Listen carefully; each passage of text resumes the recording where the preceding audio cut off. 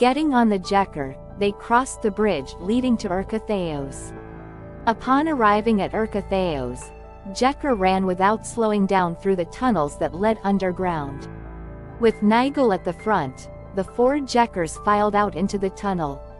And at the end of the tunnel, an open space spreads out.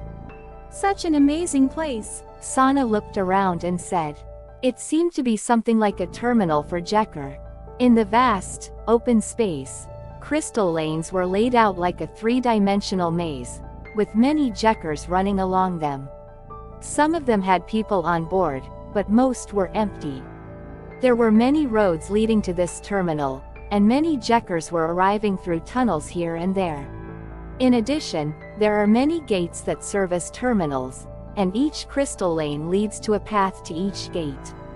The Jekker, carrying Chris and Sana, changed course in various directions, up and down, left and right, and eventually approached a gate.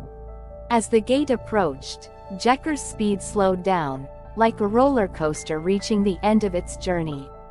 Welcome to Urkatheos. As they arrived at the last stop and got off the Jekker, the purple-haired woman sitting at the reception counter bowed to Chris and Sana.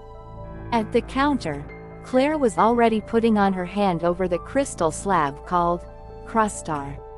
It was an entrance check, something Chris had done when he came to the library in his previous life. I'm sorry for the inconvenience, but we are asking everyone to do it. Nagel said apologetically as Ramal held his hand over Crustar next to Clare, and instructed Chris and Sana to line up behind him. As they lined up behind Ramal as instructed, Sana tugged on Chris' sleeve. What are they doing? It's entrance check. They are checking who entered the building and when.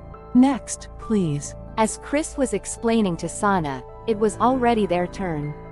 Chris said, just watch, and headed to the reception desk first. Hello, the receptionist smiled.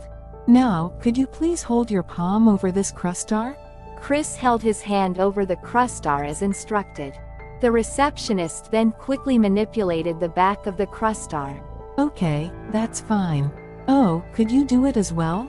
The receptionist called out to Bibi, who was flying past Chris' head and about to enter the gate with him. Me too? Yes, please. Pointing to the Crustar, the receptionist bowed with a smile.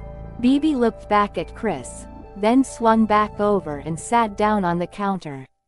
Then he held his front paws over Crustar as if giving a handshake. After Bibi and Sana had passed the entrance check, the group followed Nigel down the passage beyond the gate.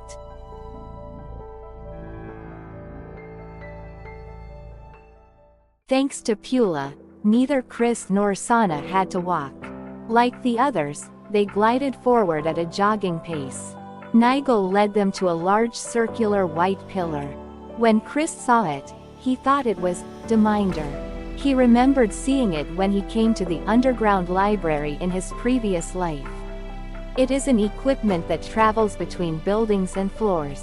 When they stood in front of the Deminder, a large entrance appeared. Inside, it was spacious enough to comfortably accommodate about 20 people. Once everyone was inside, the entrance closed automatically.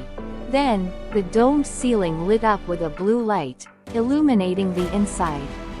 And the next moment the door on the other side opened.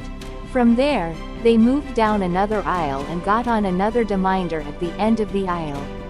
After switching between various Deminders, they came out into a large room with walls made entirely of glass. The space had an office-like atmosphere, with tables, chairs, and sofas lined up. There was a man sitting at the desk in the back. As the group, led by Nigel, entered the room, the man stood up and approached with a smile. Chris recognized that face too.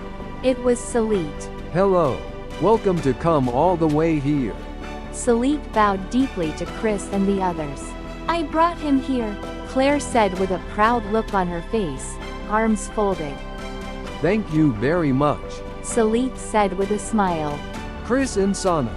This is Salit, commander of the Theos Central Information Control Bureau. Nigel introduced Salit. Nice to meet you. We are honored to welcome you. Salit bowed deeply again. I should have visited to see you in person, but I couldn't leave the Teos. I was in a difficult position, and Clare offered to go in my place, so I asked her. Salit said, turning her gaze back to Clare. But Clare just looked away with her arms crossed. Thank you for coming, two of you, Sana and Bibi. As he returned his gaze, Salit smiled. Sana apologized, sorry for coming without your permission, to which Salit replied, not at all, waving his hand. Then he smiled again, said, you're very welcome, and nodded. Well then, I'll be off then.